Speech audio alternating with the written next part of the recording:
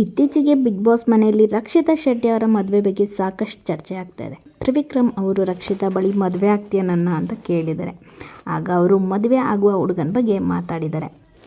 Big boss ಮನೆಯಲ್ಲಿ ಅರ್ಧಂಬರ್ಧ Kannada, English, Tulu, Hindi ಭಾಷೆ ಪದಗಳನ್ನು ಬಳಸಿ ಮಾತನಾಡುವ ರಕ್ಷಿತಾ ಅವರು ಕೆಲವೊಮ್ಮೆ ಟಾಸ್ಕ್ಗಳನ್ನು ಸರಿಯಾಗಿ ಅರ್ಥ ಮಾಡ್ಕೋತಾರೆ. ತಪ್ಪಿದಲ್ಲಿ ತಪ್ಪು ಅಂತ ಹೇಳ್ತಾರೆ. ಇದು ಅನೇಕರಿಗೆ ಇಷ್ಟ ಆಗಿದೆ.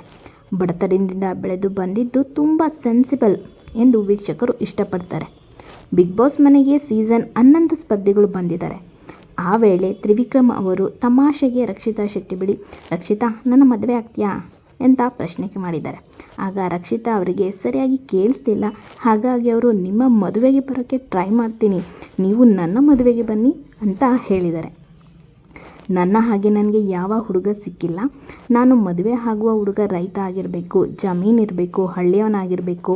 ನನ್ನ ಹುಡುಗ ಕೆಲಸ ಮಾಡುವಾಗ ನಾನು ವ್ಲಾಗ್ ಮಾಡ್ತಾ ಇರಬೇಕು. ನನ್ನ ಕುಟುಂಬದಲ್ಲಿ ಯಾರೂ ಸೋಷಿಯಲ್ ಮೀಡಿಯಾದಲ್ಲಿ ಇಲ್ಲ. ನನ್ನ ತಂದೆ ತಾಯಿಗೆ ಸೋಷಿಯಲ್ ಮೀಡಿಯಾ ಗೊತ್ತಿಲ್ಲ. ನಾನು ಮೊದಲ ಬಾರಿಗೆ ಇನ್ಫ್ಲುಯೆನ್ಸರ್ ಆಗಿದ್ದೀನಿ ಅಂತ ರಕ್ಷಿತಾ ಶೆಟ್ಟಿ ಹೇಳಿದ್ದಾರೆ. ಮದುವೆ ಆದ ಬಳಿಕ ವ್ಲಾಗ್ ಮಾಡೋಕ್ಕೆ ಇಷ್ಟಪಡ್ತೀನಿ. ಬೆಳಿಗ್ಗೆಯಿಂದ ನನ್ನ ಜೀವನ ಹೇಗೆ ಸಾಗಬೇಕು, ದಿನಪೂರ್ತಿ ನಡೆಯೋದನ್ನು ನಾನು ವ್ಲಾಗ್ ಮಾಡಬೇಕು. ಮದುವೆ ಆದಮೇಲೆ ನನಗೆ ಈ ಲೈಫೇ ಬೇಕು.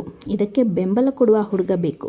ಮದುವೆ ಆದಮೇಲೆ ಹುಡುಗನಿಗೆ ವ್ಲಾಗ್ ಇಷ್ಟ ಇಲ್ಲ ಅಂದರೆ ಅವನು ಹೋಗಲಿ, ಇರುವುದು ಬೇಡ ಎಂದು ರಕ್ಷಿತಾ ಶೆಟ್ಟಿ ಹೇಳಿದ್ದಾರೆ. ಅಂದಹಾಗೆ ರಕ್ಷಿತಾ ಶೆಟ್ಟಿಗೆ ಈಗ 24 ವರ್ಷ.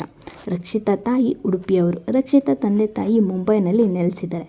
ಹೀಗಾಗಿ ಅವರು ಮುಂಬೈನಲ್ಲಿ ಹುಟ್ಟಿ ಬೆಳೆದರು.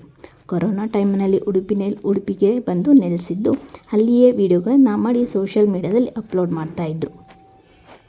ಇವರ ಅರ್ಧಂಬರ್ಧ ಕನ್ನಡವೇ ಟ್ರೋಲ್ ಆಗಿ ವೈರಲ್ ಆಗಿತ್ತು. ಹೀಗಾಗಿ ಇವರು ಬಿಗ್ ಬಾಸ್ನಲ್ಲಿ ಸೆಲೆಕ್ಟ್ ಆಗಿ ಇವಾಗ ಅತ್ಯುತ್ತಮ ಪ್ರದರ್ಶನ ನೀಡ್ತಾ ಇದ್ದಾರೆ. ರಕ್ಷಿತಾ ಶೆಟ್ಟಿ ಅವರ ಬಗ್ಗೆ ನಿಮಗೇನು ಅನಿಸುತ್ತೆ ಕಮೆಂಟ್ನಲ್ಲಿ ತಿಳಿಸಿ.